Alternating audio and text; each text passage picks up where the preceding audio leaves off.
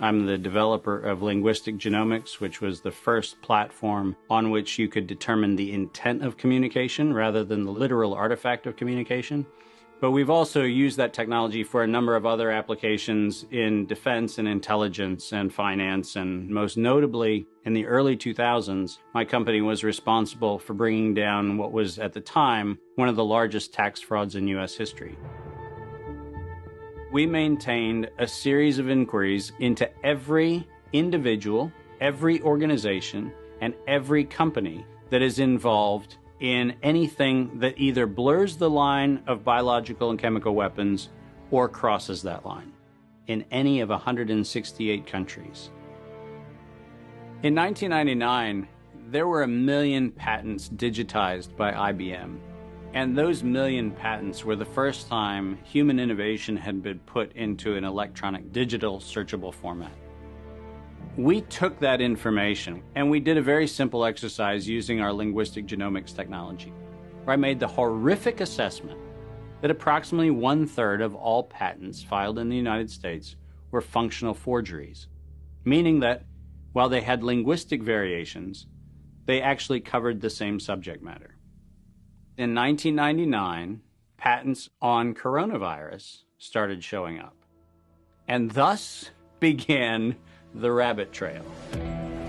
March 2003. Panic grips Hong Kong as a deadly new virus sweeps through the city. In 2003, the Center for Disease Control saw the possibility of a gold strike, and that was the coronavirus outbreak that happened in Asia. They saw that a virus they knew could be easily manipulated was something that was very valuable, and in 2003 they sought to patent it.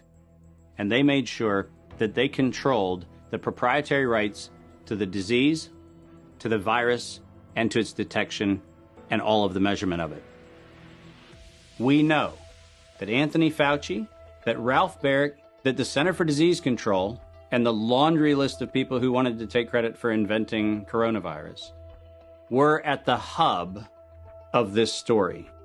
From 2003 to 2018, they controlled 100% of the cash flow that built the empire around the industrial complex of coronavirus. The World Health Organization has officially named the novel coronavirus the novel coronavirus outbreak. The World Health Organization has declared an international public health emergency. While we know that the coronavirus manipulation started with Dr. Ralph Baric in 1999. The major characteristics of SARS, MERS, and SARS coronavirus 2. It's a good way for you. Ralph Baric is the researcher at the University of North Carolina, Chapel Hill, who's famous for his chimeric coronavirus research. In 2002, there was a recognition that the coronavirus was seen as an exploitable mechanism for both good and ill. On April the 25th, 2003, the U.S. Center for Disease Control filed a patent on the coronavirus transmitted to humans. Under 35 U.S. Code Section 101, nature is prohibited from being patented. Either SARS coronavirus was manufactured, therefore making a patent on it legal, or it was natural, therefore making a patent on it illegal. If it was manufactured, it was a violation of biological and chemical weapons, treaties, and laws.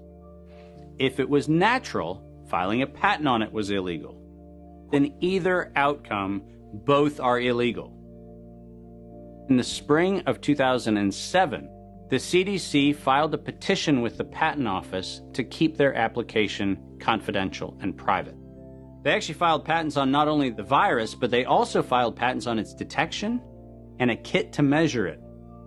Because of that CDC patent, they had the ability to control who was authorized and who was not authorized to make independent inquiries into coronavirus. You cannot look at the virus, you cannot measure it, you cannot develop a test kit for it. And by ultimately receiving the patents that constrained anyone from using it, they had the means, they had the motive, and most of all, they had the monetary gain from turning coronavirus from a pathogen to profit. Developing and owning a coronavirus vaccine has become a biotech arms race with political overtones. This vaccine gold rush is starting to bother me. Gold rush. Let's keep that in mind. And so somewhere between 2012 and 2013, something happened.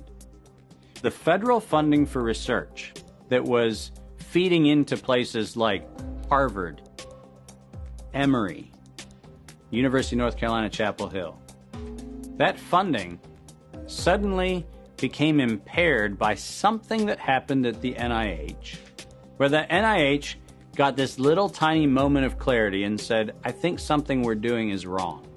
And in 2013, the NIH said, gain-of-function research on coronavirus should be suspended. The National Institutes of Health had a moral and social and potentially legal reason to object to research.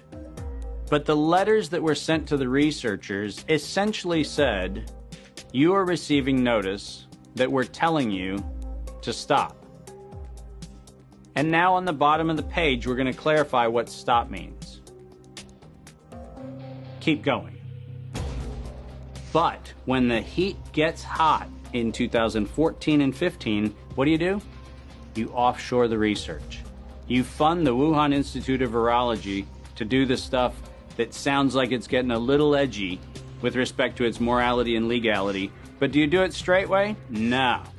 You run the money through a series of cover organizations to make it look like you're funding a U.S. operation, which then subcontracts with the Wuhan Institute of Virology. The U.S. could say, China did it. China could say, the U.S. did it. And the cool thing is, both of them are almost telling the truth.